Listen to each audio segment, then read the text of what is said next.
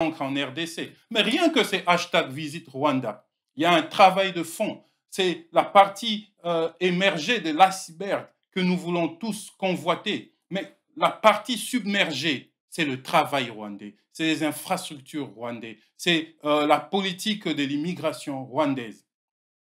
Rien que ces hashtags, ce n'est pas un cadeau de Paris Saint-Germain au gouvernement rwandais. C'est plus de 450 millions d'euros par année que le gouvernement rwandais investit pour ce hashtag. Pour voir Mbappé porter ces hashtags, le gouvernement de Paul Kagame investit plus de 150 millions d'euros par année. Mais d'où viennent ces 150 millions d'euros? Vous pensez qu'il les dépense juste pour la beauté de voir le nom de son pays sur les maillots de joueurs? Je ne pense pas. C'est parce que le tourisme au Rwanda, avant Covid, rapportait jusqu'à 850 millions d'euros. Faites le calcul, 850 millions d'euros de recettes, il y a de quoi en soustraire 450 pour le marketing. C'est un des principes le plus banal de marketeurs, ils le savent. Il y a d'autres entreprises qui sacrifient jusqu'à 40% de leurs bénéfices pour faire continuer la vente du produit. Et pour eux, le produit, c'est le tourisme.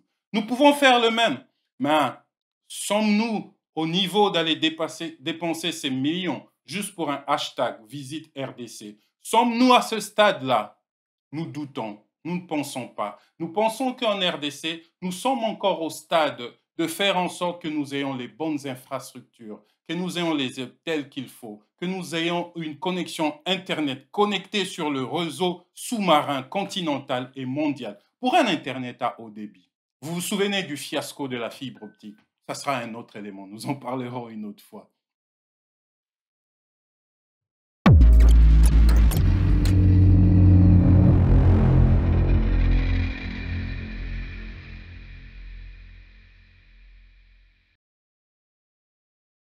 Pour qu'il y ait tourisme, nous devons savoir qu'il faut un regroupement de 3 éléments. Nous devons aligner ces 3 étoiles.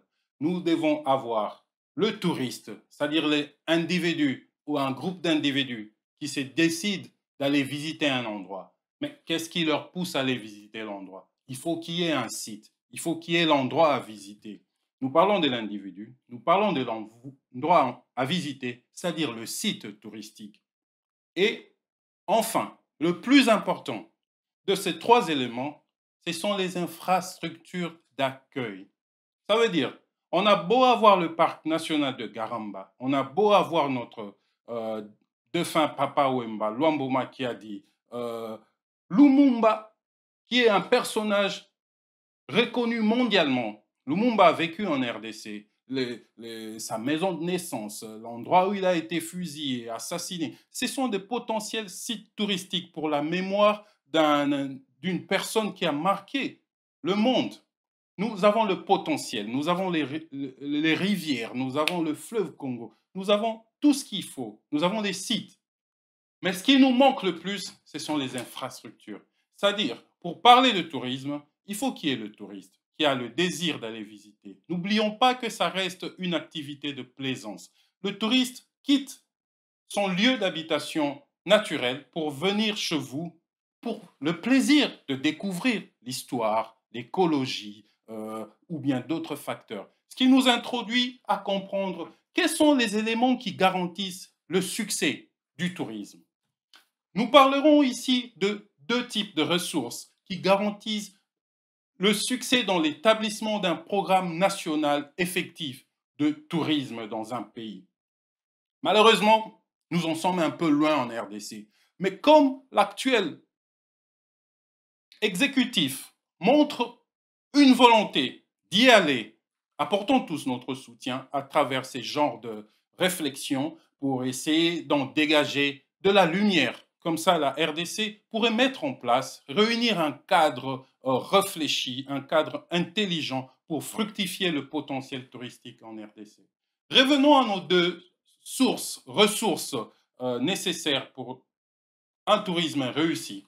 Nous parlerons d'abord de ressources primaires. Quelles sont les ressources primaires?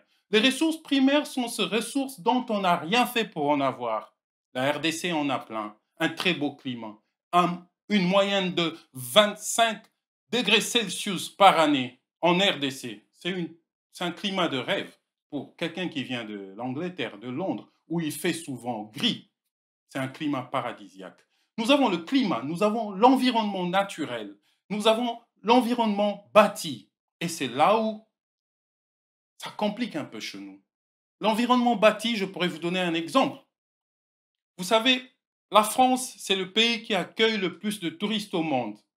Et très souvent, un touriste, quand il descend à Roissy-Charles de Gaulle, la première chose qu'il veut voir, vous le savez tous, cette statue-là, vous le savez, la statue pointue, la tour à Eiffel, eh bien, c'est une des ressources primaires qui fait partie de l'environnement bâti. Dieu n'a pas mis la tour Eiffel en plein milieu de Paris. Les Français l'ont battue. Kinshasa, nous devons bâtir des ressources qui attireront le tourisme chez nous. Nous parlons de l'environnement bâti, comme la tour Eiffel, comme la statue de la liberté, comme Burj Dubaï, Burj Khalifa à Dubaï, excusez-moi. Combien de Congolais n'ont-ils pas pris l'avion jusqu'à Dubaï pour se retrouver sur le hauteur de cette tour, de cette gratte-ciel, faire les belles photos perchées sur les nuages de Dubaï? Combien de Congolais l'ont-ils pas fait? Eh bien, ça fait partie de l'environnement bâti. Nous avons ensuite les sites historiques. Nous parlions tantôt du décès de Lumumba. Lumumba a été assassiné quelque part, il a vécu quelque part. Nous parlons en RDC du grand baobab de Stanley à Boma. Ce sont là les sites historiques. Et il y en a plein d'autres que nous pouvons mettre en valeur chez nous. Et nous parlerons ensuite de la culture indigène. Par culture indigène, nous faisons allusion à la culture locale. La RDC est immensement bénie. La RDC a une culture locale qui se multiplie par 450 ethnies.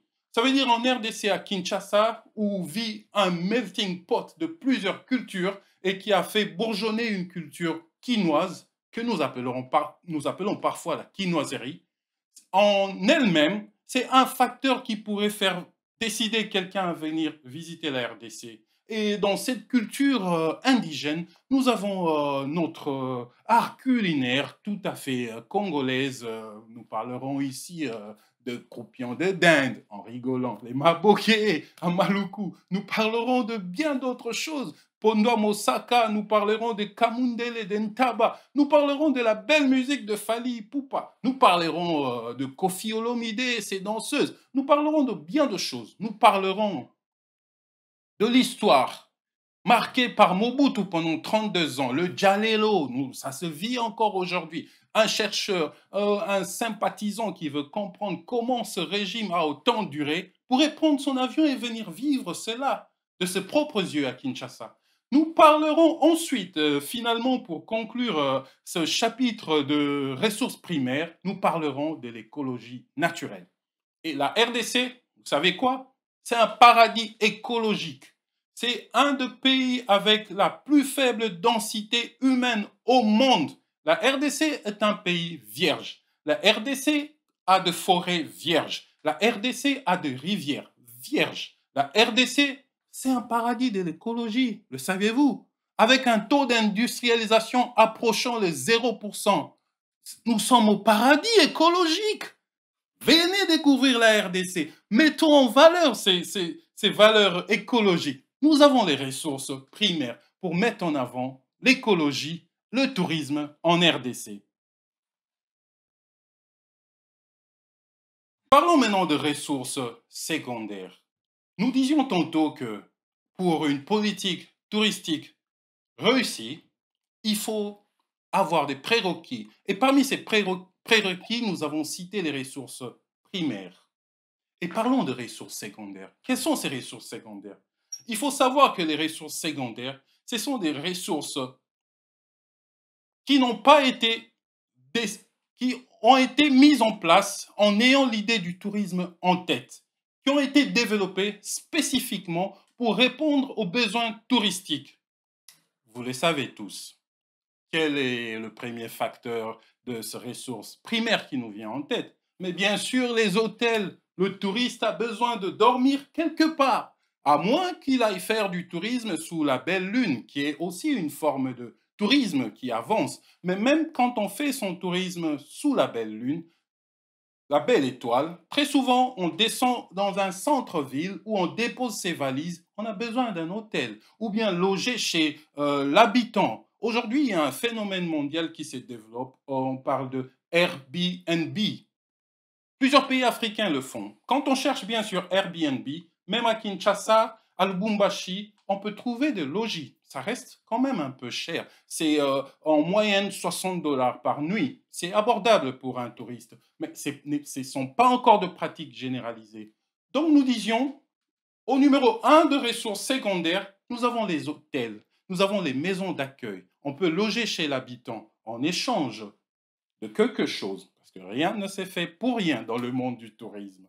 Et ensuite, nous avons d'autres éléments comme les centres commerciaux. Le touriste, quand il vient, il n'emmène pas son parasol, il n'emmène pas forcément ses crèmes solaires, bien qu'il fasse très beau en RDC. Ce sont des choses qu'il devra trouver sur place pour alléger, pour lui permettre de voyager avec une petite valise. Il devra le trouver sur place.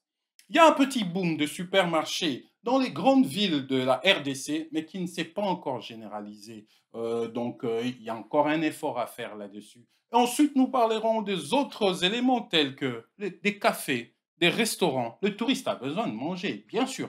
Il y a des endroits au monde, quand vous visitez ces endroits, les locaux se plaignent parce qu'ils ont perdu l'art culinaire local. Ils vous parlent de la nourriture internationale. C'est influencé par une multitude de visites des étrangers qui finissent par impacter sur le goût des locaux. Ça, c'est un des effets pervers du tourisme.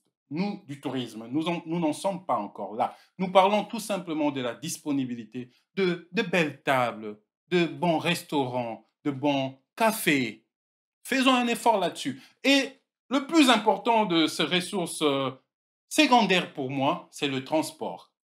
Nous parlons du transport qui ouvre l'espace aérien congolais aux étrangers, qui ouvre l'espace aérien congolais, des transporteurs aériens congolais aux espaces aériens étrangers. Ça veut dire, avec Congo Airways, on peut prendre son ticket Congo Airways pour Paris, Bruxelles, Bruxelles, Kinshasa, ou prendre un avion de Air France, atterrir tranquillement à l'aéroport de Njili ou à l'aéroport de Loano, sans tracasserie, sans go-pass, sans visa kilométrique qui vous prend la tête. Nous mettons tout cela dans le paquet que nous appelons le transport. Vous comprendrez qu'en RDC, nul besoin pour nous ici, faute de temps, d'aller en détail et comprendre combien il est nécessaire d'organiser le transport pour rendre effectif notre secteur touristique. Nous avons aussi des informations et services de guidage. Dites-moi, un Autrichien qui est intéressé de venir visiter le volcan Nyiragongo, où est-ce qu'il trouve les informations? Notre ministre Modero Simba pourrait nous dire s'il existe un site mis à jour régulièrement de son ministère qui informe sur les avantages de visiter certains coins de la RDC, les facilités que son gouvernement a mises en place. Ça reste une question. Nous parlons aussi de parcs d'attractions. Le visiteur vient pour visiter quelque chose. Il faut lui donner une raison de visiter. Ce parc d'attractions peut être constitué des éléments naturels. Nous parlons du parc de Virunga, nous parlons de la Garamba, nous parlerons du fleuve Congo, le majestueux fleuve Congo, mais aussi des œuvres humaines. Il y a des coins au monde qui attirent énormément un grand nombre de touristes, mais n'ayant rien à voir avec tout ce qui leur a été doté par la nature. Ils ont créé tout cela. Nous parlons de parcs à thème, Euro Disney en France. Nous parlons de villes, de cités bâties rien que sur les thèmes aquatiques. Au Portugal, en Espagne, on voyage pour aller visiter des parcs aquatiques.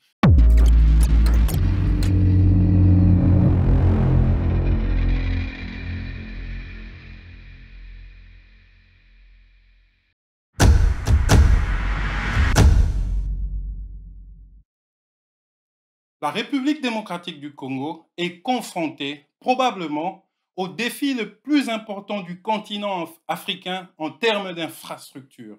Nous parlons tantôt, nous avons parlé des infrastructures secondaires, des ressources secondaires pour une éclosion du tourisme en RDC. Pas qu'en RDC, nous parlons ici de bonnes pratiques, nous parlons ici de choses qui ont réussi ailleurs, que nous pouvons répliquer et faire avancer les secteurs, un secteur aussi important comme le tourisme dans notre pays. Eh bien, sachez, la RDC, s'il faut donner de chiffres, nous parlons de 3000 km de routes praticables seulement pour un pays à l'échelle d'un continent. La RDC a organisé ses activités économiques, socio-économiques autour de trois grands pôles.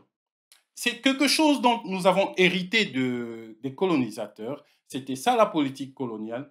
La RDC, tout ce qui concerne l'économie, la vie sociale à peu près moderne, se concentre sur Kinshasa, Lubumbashi et Kisangani. Vous faites un triangle, c'est cet axe-là, Kinshasa, Lubumbashi, Kisangani, qui fait vivre, qui fait tourner l'économie congolaise.